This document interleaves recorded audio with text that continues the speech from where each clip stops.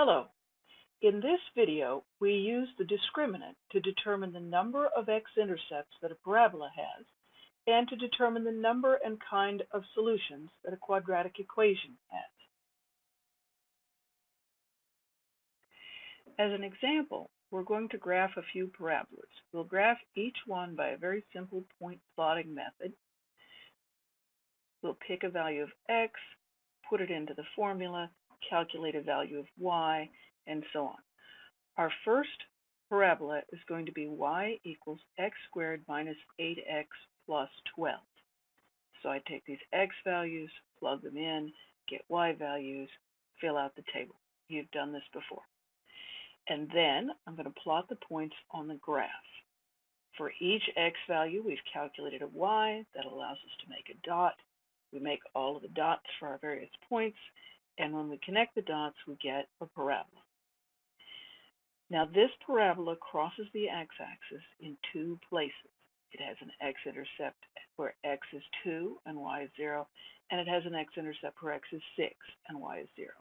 That's two x-intercepts, and they are different from each other. The word for that is distinct. We have two distinct x-intercepts.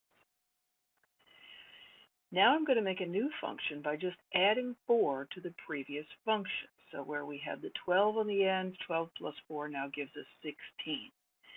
So our y values are all just 4 higher than our previous y values. That makes them very easy to calculate.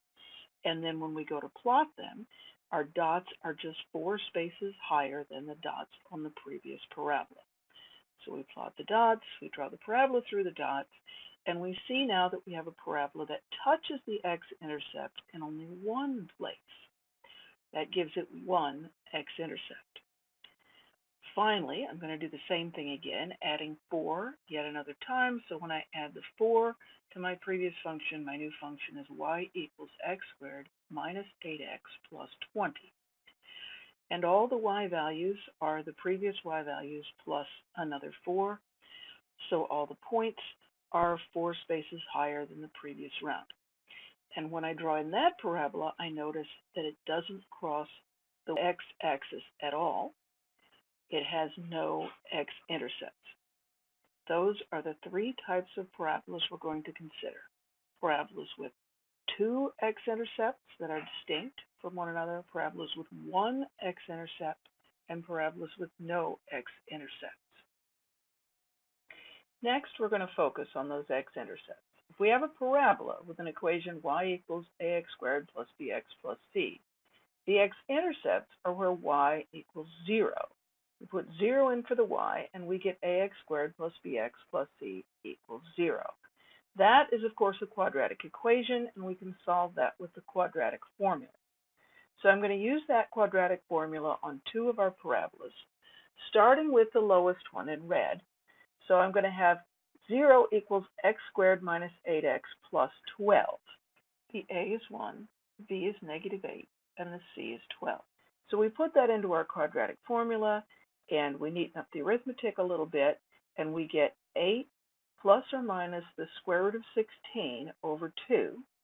Square root of 16 is 4, so that's 8 plus or minus 4 over 2. Divide out the 2, and you get 4 plus or minus 2. 4 plus 2 is 6. 4 minus 2 is 2, and those, of course, are the x-intercepts that we saw in our graph. We cross the x-axis at x equals 2 and x equals 6. So now I'm going to look at the upper parabola. So we have 0 equals x squared minus 8x plus 20. And that proceeds pretty much the same as the one before, only we had a 20 where we have a 12. So then under the radical, we have 64 minus 80. And 64 minus 80 is negative 16, and as you know, the square root of a negative number is imaginary. So we get 8 plus or minus imaginary 4, and when we divide out the 2, then we've got 4 plus or minus imaginary 2. Now, that's an imaginary number. You're not going to find it on the real axis. The x-axis has positive real values on the right end. It has negative real values on the left end. The x-axis doesn't have any room for an imaginary number, and so that's why this parabola does not have an x-intercept. Now let's look at where that imaginary came from. The imaginary came from taking the square root of a negative. When the part under the radical is negative, that's going to give us an imaginary result. Whereas on our previous example, the part under the radical was positive, that's how we got real results. So we can look at just the part of the quadratic formula that's under the radical. If it's positive, square root of a positive will give us real numbers. If it's negative, the square root of a negative will give us imaginary numbers. Finally, I want to consider that green parabola in the middle. The equation is y equals x squared minus 8x plus 16. And we're looking for the x-intercept, and so we'll put a 0 in for the y and have 0 equals x squared minus 8x plus 16. And we put that into the quadratic formula as we did before, and under the radical we end up with 64 minus 64, which is 0.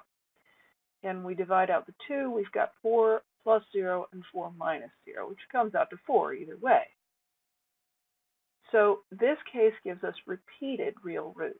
The quadratic formula always gives the two answers, 4 plus 0 and 4 minus 0 are two different answers. But when they come out to the same number, that means there's only that one place where the parabola touches the x-axis. And you can see in our graph that the parabola does touch the x-axis at 4. Now, the repeated real roots came from adding 0 and subtracting 0. If we add or subtract anything else, it's going to make a difference whether we add it or subtract it. We get the same result only if we're adding and subtracting 0. So this comes when we have 0 under the radical. Altogether, you can see that what kind of roots we get, whether they are real and distinct, real and repeated, or imaginary, all depends on that quantity under the radical in the quadratic formula. So we can see that what type of solutions we have to our quadratic equation and what type of x-intercept, if any, we have to our parabola all depend on that quantity under the radical in the quadratic formula. Quadratic formula, of course, is x equals negative b plus or minus the square root of b squared minus 4ac all over 2a. The part under the radical, b squared minus 4ac, is called the discriminant. It's from the same root word as the verb to discriminate or the noun discrimination. Of course, we've all seen discrimination used in inappropriate ways, but sometimes you really do need to tell the difference between things. And in particular, with the solutions for a quadratic equation, it's often helpful to tell what kind you have. So the discriminant, sometimes represented with a capital D, is b squared minus 4ac. If it's positive, we get two distinct, that is different from each other, real roots, which lead to two x-intercepts on our parabola. If it's 0, we get repeated real roots because adding 0 gives us the same result as subtracting 0. And so then we only have one x-intercept for our parabola. And finally, if the discriminant is negative, that negative under a radical gives us an imaginary, forming complex conjugate roots. The plus imaginary part and the minus imaginary part are conjugates. And that's a parabola that has no x-intercepts at all. So this explains why the discriminant is so important in telling the different kinds of quadratic equations apart. My signals and systems students will use this in looking at the behavior of electrical systems. My second semester calculus students will use this in trying to integrate rational expressions. My differential equation students will use this determining the behavior of a damp spring mass system. So this fairly simple thing from your probably high school algebra class actually relates to quite a few things that you'll do in more advanced classes in mathematics or engineering or physics.